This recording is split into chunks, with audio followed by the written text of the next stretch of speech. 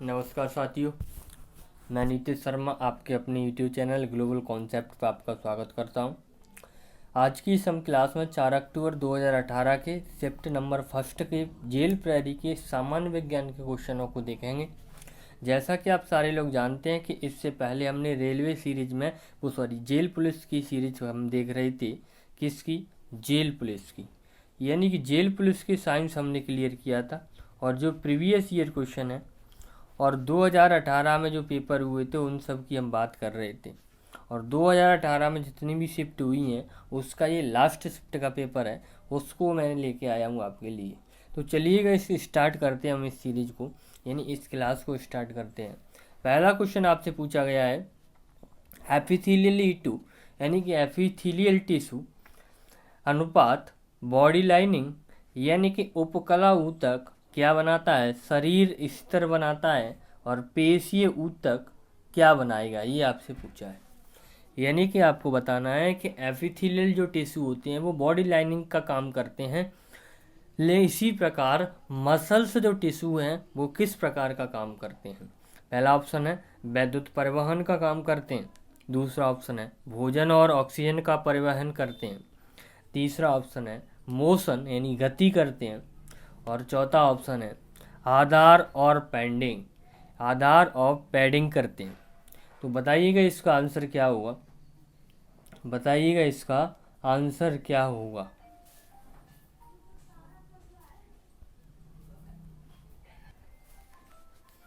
बताइए इसका आंसर क्या होगा? तो इसका जो आंसर होगा, जो मसल्स टिश्यू होते हैं, जो मस्कुलर ऊतक होते हैं या जो पेशीय ऊतक होते हैं, वो हमारे शरीर के अंगों को गति प्रदान करने का काम करते हैं। क्या करते हैं? गति प्रदान करने का काम करते हैं। तो आपका आंसर क्या हो जाएगा? मोशन हो जाएगा। नेक्स्ट क्वेश्चन की ओर चलते हैं। नेक्स्ट क्वेश्चन ये रहा आपके सामने। आपसे पूछा गया है कि क्लोरीन की परमाणु संख्या 17 है। क्लोरीन की परमाणु संख्या क्या है? 17 है। द्रव्यमान संख्या 35 है। इनसे बनने वाले आयन का न्यूट्रॉन, प्रोटॉन और इलेक्ट्रॉन की संख्या की गणना करें। आपसे पूछा गया है कि क्लोरीन जो कि 17वें नंबर पर आता है उसका द्रव्यमान संख्या 35 दिया हुआ है, यानी मास दिया हुआ है। आपको न्यूट्रॉन, प्रोटॉन और इलेक्ट्रॉन की संख्या निकालनी है। तो यानी कि आपको कई बार बताया है कि जो हमेशा यानी कि Cl है, और Cl का मतलब क्लोरीन, तो यहाँ पे 17 आएगा। इसके पैरों में वो क्या आएगा? परमाणु क्रमांक। और इसके जो सर पे आएगा वो क्या आएगा? परमाणु द्रव्यमान, यानी कि द्रव्यमान संख्या कितना है? 35। हमें न्यूट्रॉन निकालना है, प्रोटॉन निकालना है और इलेक्ट्रॉन निकालना है। तो सबसे पहले न्यूट्रॉन निकालना है। इसे हम Z से डिनोट करते हैं, इसे हम A से डिनोट करते हैं। और जब हमें न्यूट्रॉन निकालने हैं तो न्यूट्रॉन बराबर A माइनस जेड होता है। A minus Z. जब आप 35 में से 17 को घटा दोगे, जब 35 में से आप 17 घटाओगे तो न्यूट्रॉनों की संख्या निकल के आएगी 18 निकल के आ जाएगी। तो न्यूट्रॉन कितने आ गए? 18। अब प्रोटॉन निकालने हैं, और प्रोटॉन यानी कि परमाणु क्रमांक हो जितना होता है उतना ही उसमें प्रोटॉन की संख्या होती है। तो क्लोरीन का परमाणु क्रमांक कितना? 17। तो प्रोटॉनों की संख्या कितनी? 17। तो यानी कि न्यूट्रॉन आ गए 18, प्रोटॉन आ गए 17। और अब आने हैं इलेक्ट्रॉन। तो इलेक्ट्रॉन भी कितने हैं? 17। यानी जितने अगर तत्व उदासीन हैं तो जितने प्रोटॉन उतने ही इलेक्ट्रॉन, जितने प्रोटॉन उतने ही इलेक्ट्रॉन। तो इलेक्ट्रॉन भी कितने? 17। तो इसका जो राइट आंसर क्या हो जाएगा? यानी कि न्यूट्रॉन 18, प्रोटॉन 17, इलेक्ट्रॉन 17। तो कहाँ पर दिया है? न्यूट्रॉन, प्रोटॉन और इलेक्ट्रॉन। तो ये इसका आंसर होगा। क्या होगा? ये इसका राइट आंसर होगा। लेकिन इस वाले क्वेश्चन का व्यापम ने इस वाले क्वेश्चन का आंसर जो माना है वो फोर्थ ना मानते हुए इन्होंने जो आंसर माना है वो ये माना है, और जो कि गलत है। ठीक, तो ये आंसर क्या है इसका, फोर्थ वाला सही होगा। नेक्स्ट क्वेश्चन की ओर चलते हैं। ये रहा नेक्स्ट क्वेश्चन आपके सामने। एक निकाय समुद्री जल में तैरता है लेकिन नदी के पानी में डूब जाता है, क्योंकि एक बॉडी है जो कि समुद्री पानी में क्या करती है, तैरने का काम करती है, जबकि नदी में वो डूब जाती है। कारण बताना है कि इसका कारण क्या है। आपको कारण पूछा है इसका। पहला ऑप्शन है समुद्री जल का घनत्व पानी के नदी समुद्री जल का घनत्व नदी के जल की तुलना में कम होता है। दूसरा ऑप्शन है समुद्री जल का घनत्व नदी के जल की तुलना में अधिक होता है। तीसरा ऑप्शन है समुद्री जल निकाय पर नदी के जल की तुलना में कम उत्क्षेप लगाता है। और चौथा ऑप्शन है नदी का जल समुद्री जल से अधिक दूषित होता है। तो बताइएगा इसका आंसर क्या होगा, इसका आंसर क्या होगा।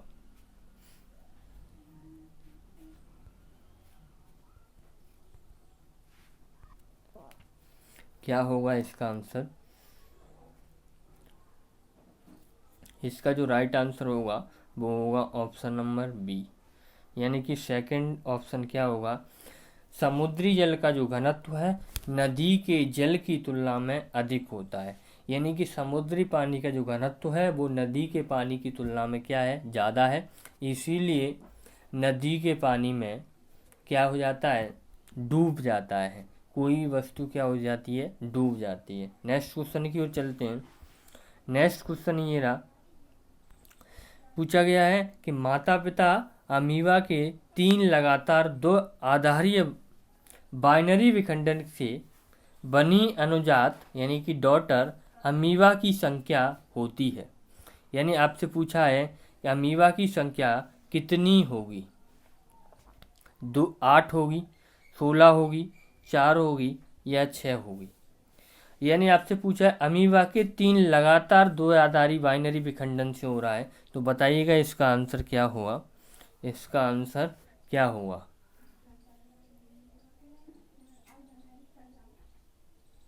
तो इसका जो आंसर होगा वो होगा ऑप्शन नंबर 1, यानी कि 8 इसका क्या होगा, राइट आंसर होगा। जो दो आधारी जो विखंडन होता है वो दो आधारी विखंडन बैक्टीरिया और अमीबा के सहित जो एकल कोशिकाएं होती हैं, जो एक कोशिका होती है, जीवों द्वारा दिखाए जाने वाले एक सामान्य अलैंगिक प्रजनन विधि है। यह विखंडन क्या होता है, एकल परिपक्व की कोशिकाएं जो होती हैं वो 2 आनुवंशिकी रूप से समान कोशिकाएं पैदा करती हैं। 2 क्या करती हैं, 2 आनुवंशिक कोशिकाएं समान कोशिकाएं पैदा करने का काम करती हैं। उसे हम 2 आधारीय बाइनरी विखंडन कहा जाता है। तो नेक्स्ट क्वेश्चन की ओर चलते हैं। ये इसका नेक्स्ट क्वेश्चन ये रहा आपके सामने।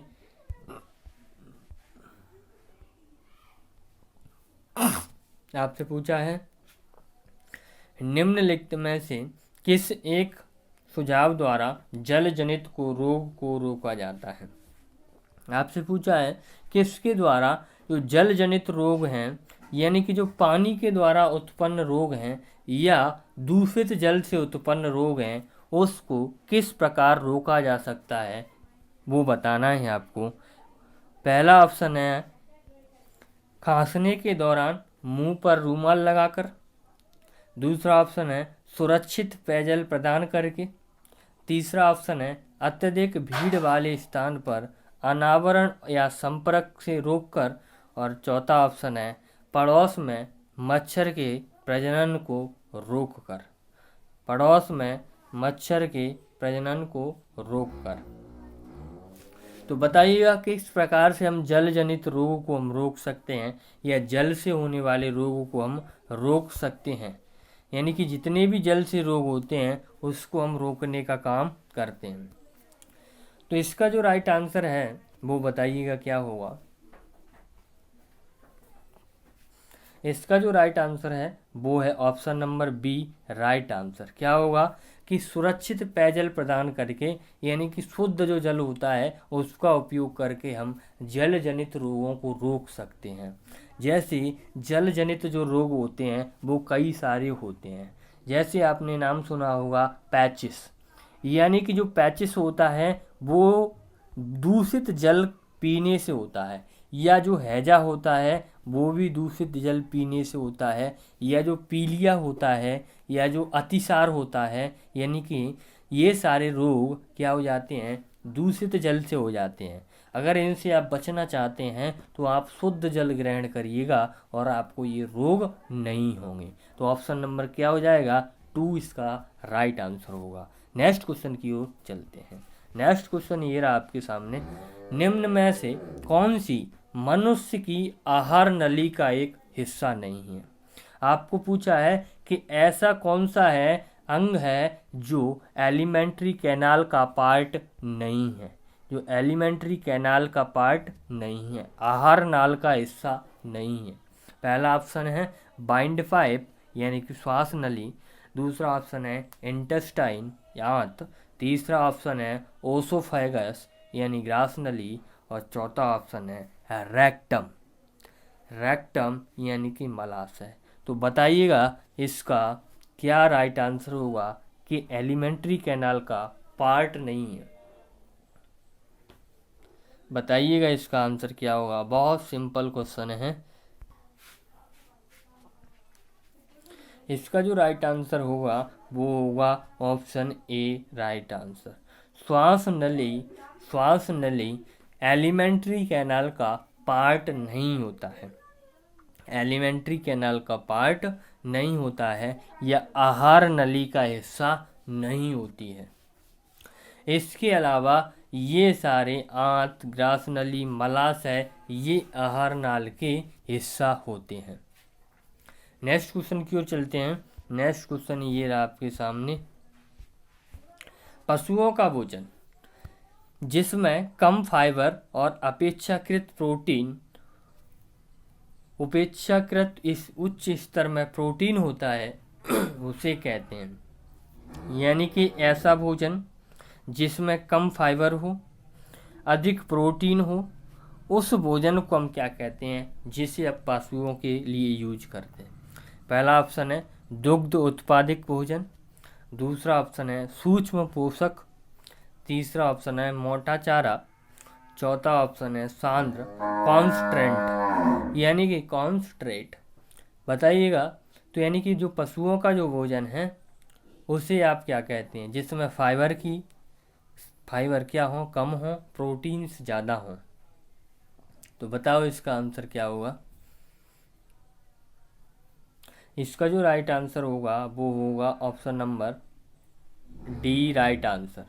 यानी कि पशुओं का जो भोजन होता है उसे हम सांद्र या कॉन्स्टेंट या संतुलित भोजन नाम देते हैं, जिसमें फाइबर की संख्या तो क्या है, कम होगी, लेकिन प्रोटीन की संख्या ज़्यादा होगी। उसे हम संतुलित आहार या कॉन्स्टेंट या सांद्र नाम देते हैं। नेक्स्ट क्वेश्चन की ओर चलते हैं।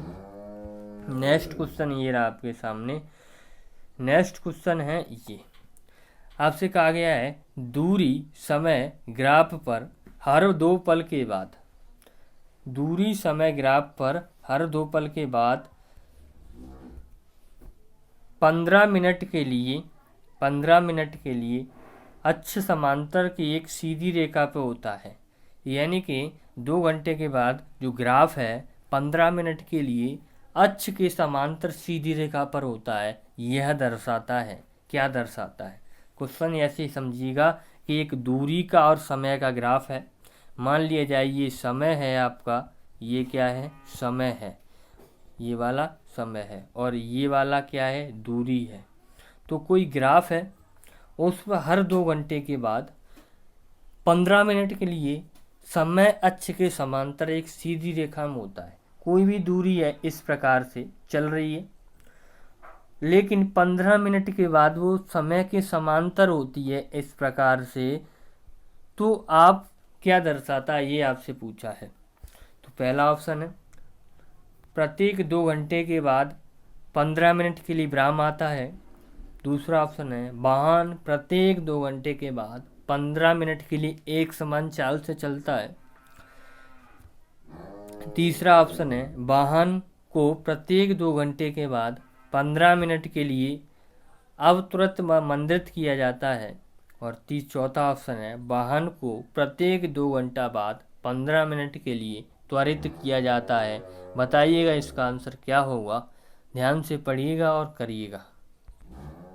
बताइएगा इसका आंसर क्या होगा।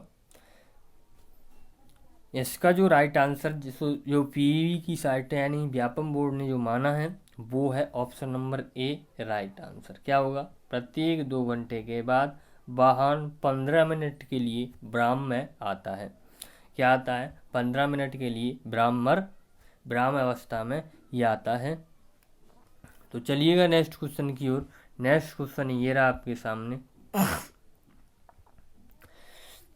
आपसे पूछा है गैर संपर्क बल के उदाहरण निम्न हैं, यानी कि नॉन कांटेक्ट फोर्स बताना है आपकी। कौन कौन सी हैं जिनसे आप गैर संपर्क होता है, वो फोर्स कौन कौन सी हैं।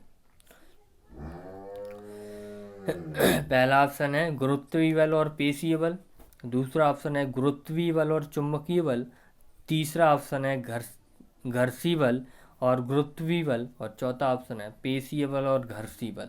तो बताइएगा ऐसा फोर्स जिससे यानी जिसकी हम संपर्क में नहीं आते हैं लेकिन फिर भी वो क्या है, लगता है। उस फोर्स का, उस बल का नाम बताना है आपको। क्या होगा इसका आंसर।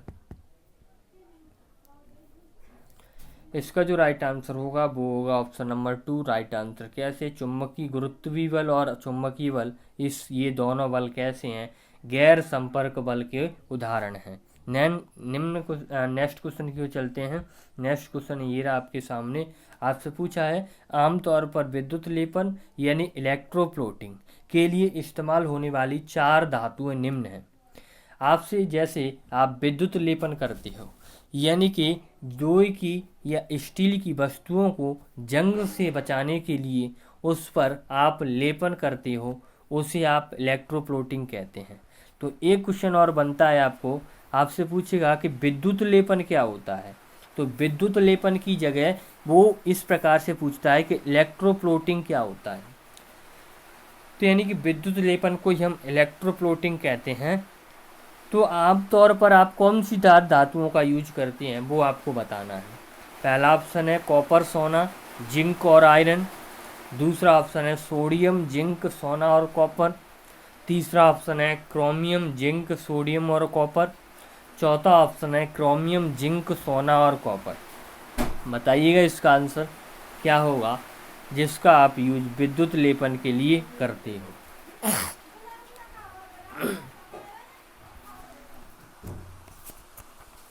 तो इसका जो राइट आंसर होगा वो राइट आंसर है ऑप्शन नंबर 4 राइट आंसर है। क्या, यानी कि आप विद्युत लेपन के लिए क्रोमियम जिंक सोना और कॉपर का यूज करते हैं। नेक्स्ट क्वेश्चन की ओर चलते हैं। नेक्स्ट क्वेश्चन ये रहा आपके सामने, क्वेश्चन नंबर 11। क्वेश्चन नंबर 11 में पूछा गया है कि यदि 1 किलोग्राम रेत को यानी 1 किलोग्राम रेत को 90 डिग्री सेल्सियस तक गर्म किया जाता है और 30 डिग्री सेल्सियस पर पानी में डाल दिया जाता है, यानी कि 1 किलोग्राम रेत है, उस रेत को हमने 90 डिग्री सेल्सियस तक गर्म किया और उसके बाद 90 डिग्री सेल्सियस तक गर्म किया और 30 डिग्री सेल्सियस पर पानी में डाल दिया, तो आधे घंटे के बाद तापमान क्या हुआ। यानी रेत को हमने 90 डिग्री तक गर्म किया और पानी का जो तापमान है वो 30 डिग्री है। दोनों को, रेत को आधे घंटे के बाद इसमें डाल दिया, पानी में डाल दिया, तो क्या फर्क पड़ेगा, ये आपसे पूछा है। पहला ऑप्शन है रेत का तापमान पानी के अंतिम तापमान से कम होगा। दूसरा ऑप्शन है रेत का तापमान पानी के अंतिम तापमान से अधिक होगा। तीसरा ऑप्शन है रेत और पानी का तापमान समान होगा। चौथा ऑप्शन है रेत का तापमान पहले घटता है फिर बढ़ता है। बताइएगा इसका आंसर क्या होगा। क्या होगा इसका आंसर। तो इसका जो राइट आंसर होगा वो होगा रेत और पानी का तापमान समान होगा। रेत और पानी का तापमान समान होगा। नेक्स्ट क्वेश्चन की ओर चलते हैं। Question number 12। क्वेश्चन नंबर 12 में पूछा गया है कि विलयन जिसमें कण का आकार 1 नैनोमीटर से 100 नैनोमीटर के बीच होता है, यानी जो कण होते हैं, जो पार्टिकल होते हैं, उनका जो डायमीटर है, जो आकार है, वो 1 नैनोमीटर से 100 नैनोमीटर के बीच में होता है, वो कहलाते हैं। हम उसे क्या कहते हैं? पहला ऑप्शन है कोलाइडी यानी कि कोलाइडी विलयन, दूसरा ऑप्शन है सस्पेंशन यानी कि निलंबन विलयन, तीसरा ऑप्शन है ट्रू सॉल्यूशन यानी शुद्ध विलयन, और चौथा ऑप्शन है आइसोटोप यानी कि समस्थानिक। तो यानी कि आपको डायमीटर दिया हुआ ऐसे विलयन को हम क्या कहते हैं, ये आपसे पूछा है। बताइएगा इसका आंसर क्या होगा। 4 ऑप्शन आपके सामने हैं, बताइएगा। ए है, बी है, सी है या डी है। इसका जो राइट आंसर है वो है यानी कि ऐसा विलयन जिसका आकार 1 नैनोमीटर से 100 नैनोमीटर के बीच में होता है, हम उसे कोलाइडी विलयन नाम देते हैं। क्या नाम देते हैं? कोलाइडी विलयन कहते हैं। नेक्स्ट क्वेश्चन की ओर चलते हैं। Question number 13। क्वेश्चन नंबर 13 में पूछा गया है कि यदि एक जीव विभाजन के एकल तल में 2 समान टुकड़ों में काटा जाता है, यानी एक जीव को विभाजन के एकल तल से 2 यानी कि 2 समान टुकड़ों में काटा जाता है, तो उस जीव को निम्न में कहते हैं। यानी उस जीव को जब आप 2 एकल टुकड़ों में काट रहे हैं तब क्या कहते हैं, ये आपसे पूछा है। पहला ऑप्शन है त्रिजतः सममिति, दूसरा ऑप्शन है असममिति, तीसरा ऑप्शन है अनुप्रस्थ सममिति, और चौथा ऑप्शन है द्विपार्श्व सममिति। तो बताइएगा इसका आंसर क्या होगा। इसका आंसर क्या होगा? इसका जो राइट आंसर होगा वो होगा ऑप्शन नंबर 4 राइट आंसर। क्या होगा?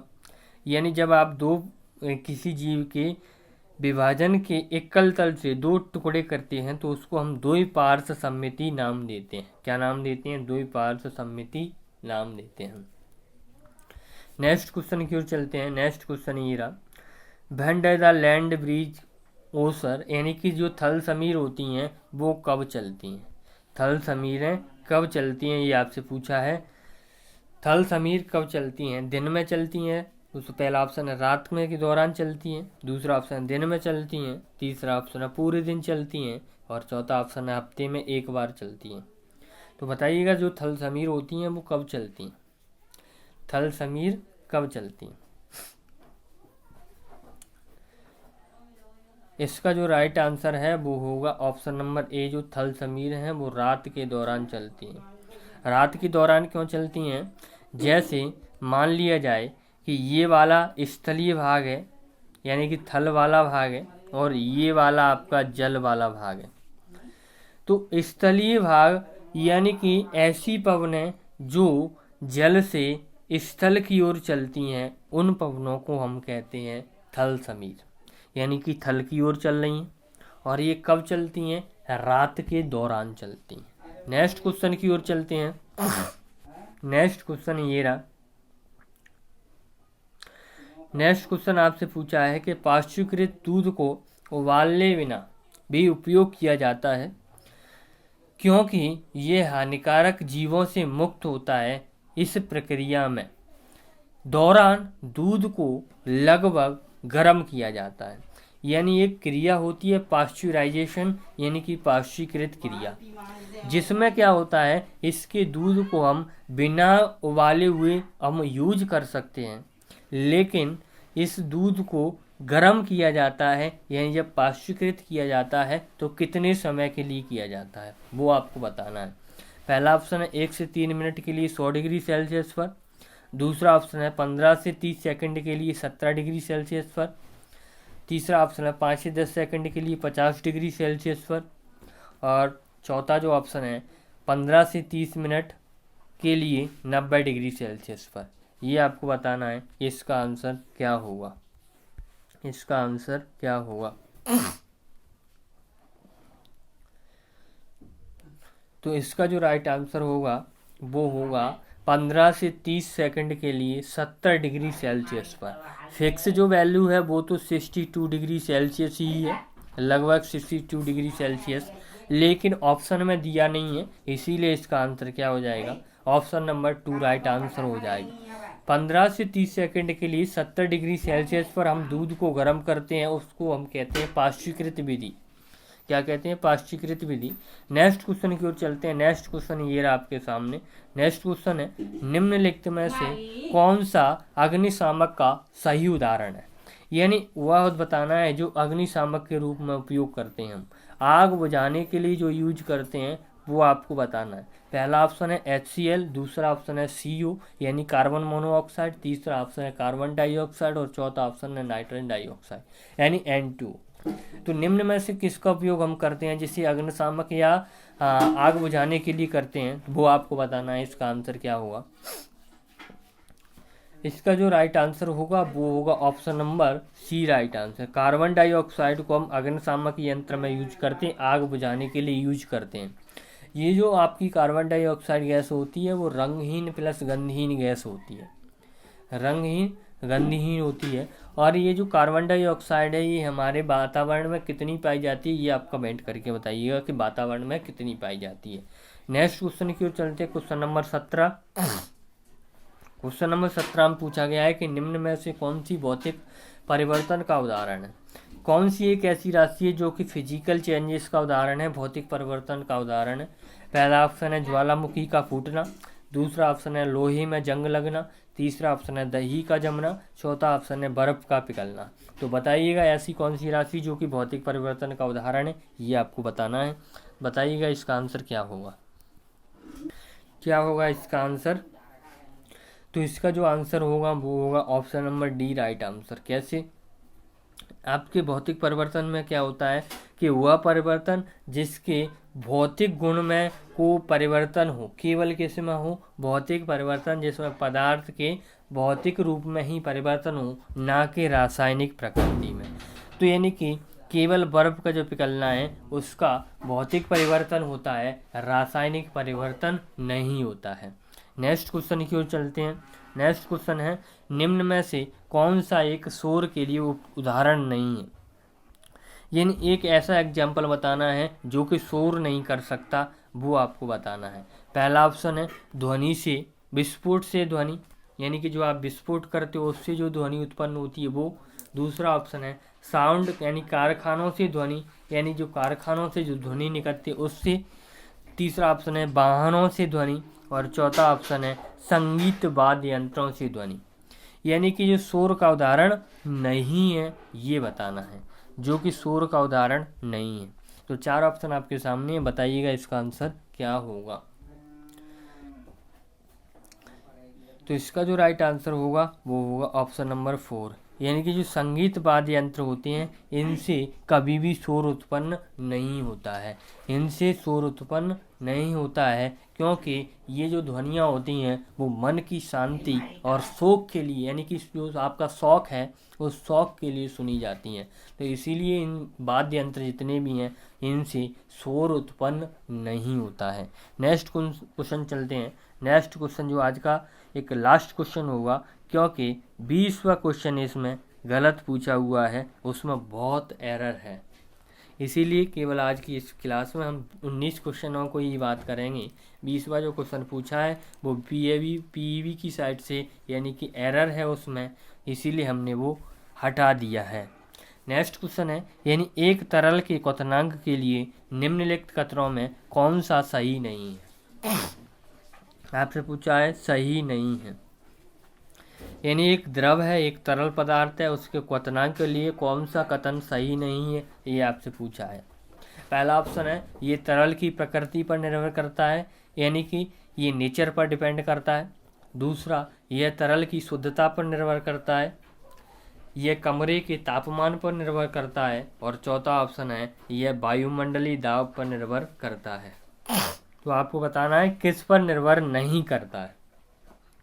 जो क्वथनांक होता है, जो आपका बॉइलिंग पॉइंट होता है, वो किस पर निर्भर करता है, ये आपको बताना है।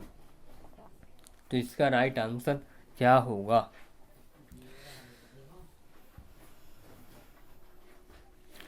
इसका जो राइट आंसर होगा वो होगा ऑप्शन नंबर 3 राइट आंसर, क्योंकि जो बॉइलिंग पॉइंट होता है वो कभी भी रूम टेम्परेचर पर डिपेंड नहीं करता है।